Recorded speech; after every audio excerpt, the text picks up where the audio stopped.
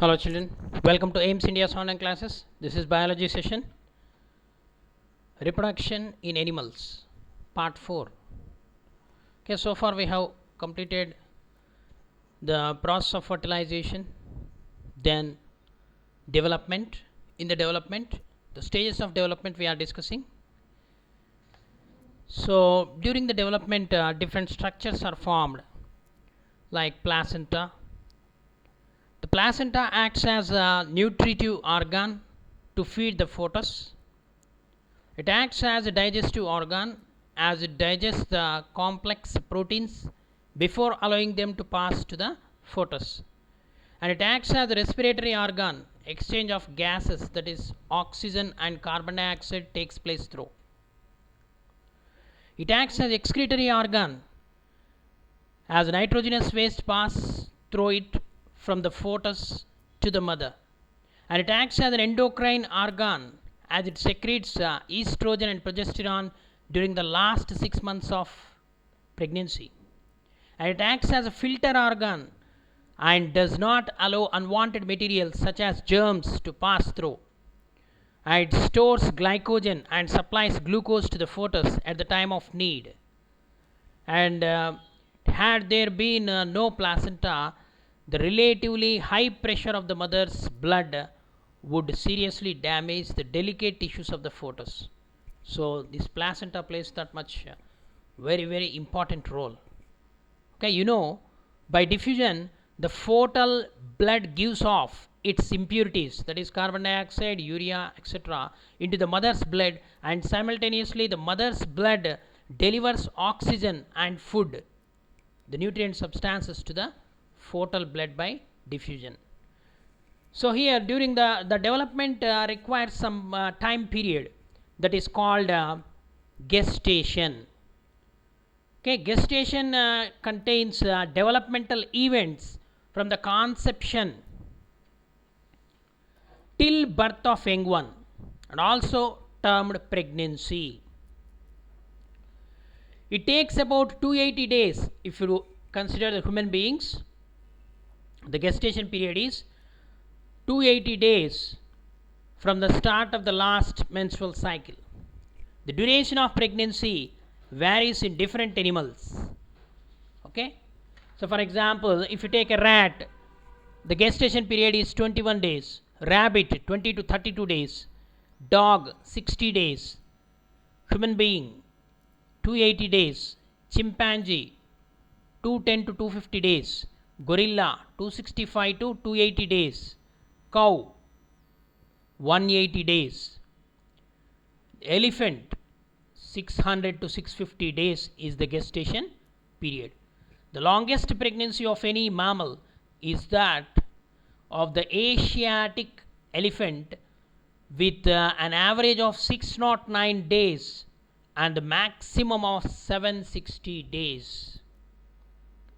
Okay, during the development, cleavage and blastulation, gastrulation, organogenesis occurs. Okay, what is cleavage? Cleavage and blastulation, these are the rapid divisions of the zygote to form a multicellular body, ball or disc, called blastomeres. Okay, so this is the blastula. The cells layer surrounding the blastula is called blastomeres. Gastrulation. What is gastrulation? Is the movement of cells to form germ layers. These are the germ layers: endoderm, ectoderm, mesoderm. Okay, organogenesis, the differentiation of the cells at specific places in the germ layers to form tissues, organs and organ systems. Okay, it is called organogenesis. So let us know more about this cleavage and the development patterns. Blastula.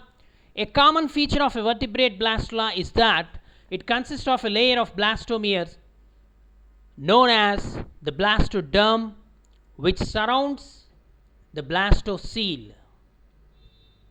In mammals, the blastula forms the blastocyst in the next stage of development. Here, the cells in the blastula arrange themselves in two layers. the inner cell mass, and an outer layer called the trophoblast. The inner cell mass is also known as embryoblast. Okay, two layers. What are those two layers? Embryoblast, inner cell mass, it is also called. Then the second layer is the trophoblast. So this embryoblast, this mass of cells will go on to form the embryo, to develop into embryo. The blastulation, blastula, the blastomeres, then gastrulation, gastrula, and during gastrulation the differentiation takes place. That blastomere cells are differentiated into three germ layers. They are ectoderm, endoderm, and mesoderm. So during the blastula, at this stage of development, the inner cell mass consists of embryonic stem cells. Stem cells means they are totipotent cells. Okay, those embryonic stem cells that will differentiate into the different cell types needed by the organism. The trophoblast, the second layer, trophoblast will contribute to the placenta, formation of a placenta. Just now we discussed placenta, and nourish the embryo. Placenta acts like a bridge between the developing embryo and the mother. Whatever the mother takes in, so that is passed to the embryo. Okay, now gastrula. Gastrula is the third stage in the development of an embryo. The process of formation of the gastrula from blastula is known as gastrulation. Gastrulation takes place by the migratory or formative or morphogenetic movements of blastomeres from the surface of blastula to the proper position in the gastrula. Gastrula, okay, the formation occurs by means of gastrulation. So the blastomeres differentiated into the layers. Okay, so during this gastrulation, the cells in the blastula rearrange themselves spatially to form three layers of cells in a process known as gastrulation. So during gastrulation, the blastula folds upon itself to form the three layers of cells. Each of these three layers is called a germ layer, which differentiate into different organ systems. Okay, these three germ layers, what are they? Outer ectoderm, middle mesoderm, and inner endoderm. So the organogenesis, the development of tissues and organs from the three germ layers is called organogenesis. The organogenesis is followed by morphogenesis, the assumption of shape, size, and other morphological features, external features, by the embryo is called morphogenesis. The third one and the final one, that is differentiation. Okay, during the development, at some stage, the cells stop dividing. They are assigned with a specific function and they are determined. That process is called as differentiation. So differentiation is the formation of different types of cells which become different in size, form, chemical composition, and perform different functions. Once the differentiation completes, then those cells perform specific function. The cells of digestive system perform digestion function, respiratory system perform respiration function. Okay, like that, the different cells assigned with different functions perform the same function. What function is allotted to it? Okay. Now the primary germ layers. So this brings us to the third fundamental task that must be completed during early development. that is the formation of three primary germ layers. These three layers are called the ectoderm, the mesoderm, and the endoderm. The three primary germ layers, the ectoderm is the outermost layer of the cells in the early embryo. The mesoderm is the middle layer of the cells in the early embryo. And finally, the endoderm is the innermost layer of the cells in the early embryo. So, in the embryo, the three layers are formed now. Three primary germ layers. Outer ectoderm, which leads to the formation of different organogenesis occur from this ectoderm. The skin cells of epidermis form. The neurons of brain, the pigment cells, they are formed from the ectoderm. The mesoderm is the middle layer. From the mesoderm, many organs and organ systems develop. There is cardiac muscle cells, skeletal muscle cells, then tubule cells of kidney, red blood cells, and the smooth muscle cells of intestine. Okay, they are all formed from the mesoderm. Then the inner endoderm, it produces the lung cells or alveolar cells, the thyroid cells, the digestive cells of the pancreatic cells. Okay, these are all formed from the endoderm. Okay, like this, from the germ layers, the organogenesis occur. Okay, ectoderm. It is the first germ layer. It gives rise to the following organs. They are central nervous system.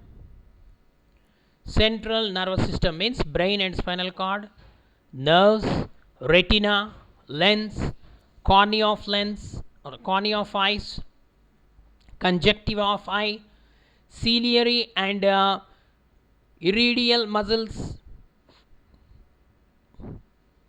lining of nasal chambers, the membranous labyrinth of ear, the epidermis of skin, cutaneous glands, hair, nails, means exoskeleton is formed, hair, nails, claws, hypothalamus, pineal gland, the nervous system, brain and spinal cord also. Okay, hypothalamus is a part of brain. The next, pineal gland, neurohypophysis. Neurohypophysis is nothing but the pituitary gland, adrenal medulla, salivary glands, stomodium and proctodium, and the enamel of teeth. These are all formed from the ectoderm. It is the outermost primary germ layer, first germ layer. The next, second germ layer, mesoderm. Okay, it is the inner, it is the middle mesoderm.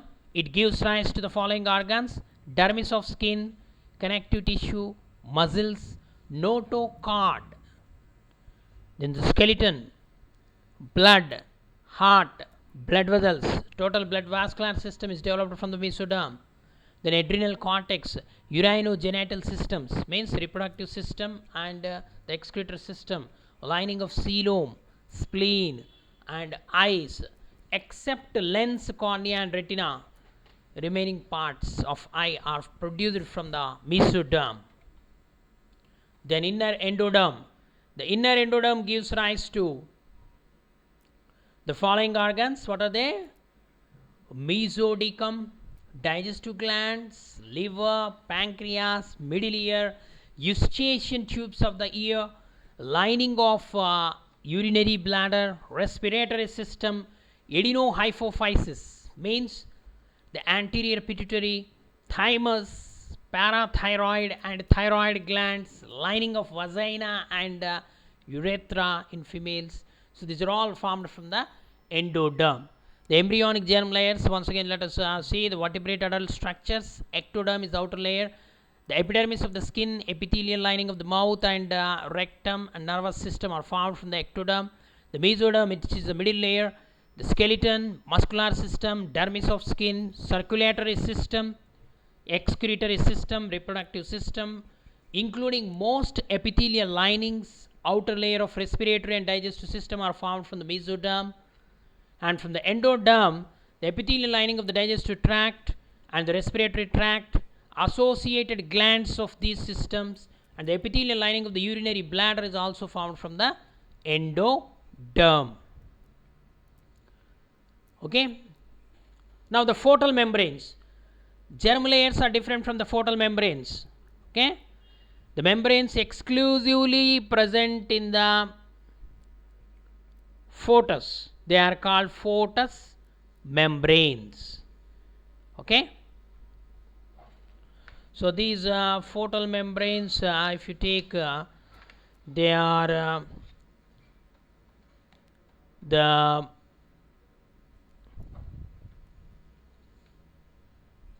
the extra embryonic membranes that provide protection and nourishment to foetus. Okay. The organ by which the embryo is attached to the wall of uterus is called placenta. It is composed of embryonic and maternal tissues. The foetal membranes are of 4 types. What are they? Chorion, amnion, allantois, and yolk sac. Okay. They are derived from the second layer. What is that second membrane? That is a trophoblast. First, chorion. What is chorion? Chorion is the outer foetal membrane that also takes part in formation of placenta. Amnion. Amnion is the inner foetal membrane that invests the embryo and forms a space called amniotic cavity. That amniotic cavity is filled with a fluid called amniotic fluid. It is very protective in function. It acts like a shock absorber. Allantois. Allantois is a sac-like structure, develops from the gut of embryo. Gut means intestine of embryo, and supplies blood vessels to placenta. So in reptiles, birds, we are discussing in common, not only in human beings. Later we will discuss about the human beings. In reptiles, birds, and egg-laying mammals, it helps, allantois helps in respiration and excretion. Okay. Yolk sac is the 4th membrane. The membranous sac attached to the embryo near allantois, having yolk in egg, especially in egg-laying animals, and forms corpuscles in mammals till liver takes over. Okay, means yolk sac also involved in the hemopoiesis, means production of RBC cells in mammals. Okay, production of blood cells. Placenta. Placenta is the structure produced by fusion of uterine endometrium with extra embryonic foetal membrane like chorion for physiological exchange between the foetus and mother's blood. Okay, after digestion, the mother's blood after assimilation, so that blood is carried to the foetus.